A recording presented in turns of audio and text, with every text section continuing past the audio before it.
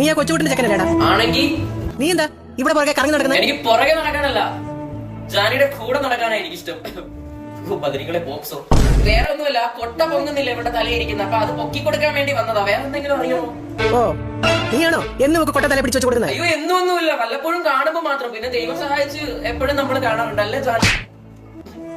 വേണ്ട, വലിയ സഹായം ഒന്നും വേണ്ട കേട്ടോ. That's none of your business. നിന്റെ അച്ഛനെ ഇവിടെ വന്ന് വല്ലപ്പോഴും സഹായിക്കുന്നുണ്ട്, അത്രയും മതി. എന്റെ അച്ഛനോ? മീൻ മൈ ഡാഡി അവിടെ വന്ന് സഹായിക്കുന്നുണ്ടെന്നാ?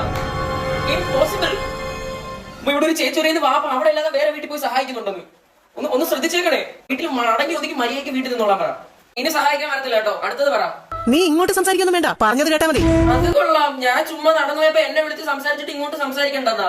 ഇത് എവിടത്തെ ഞാൻ എന്നോട് തർക്കത്തിന് നിൽക്കുന്നോടാ? നേഷാദി, ഞാൻ തങ്കമണി ഒന്ന് കാണട്ടെ. അങ്ങ് പറഞ്ഞോ?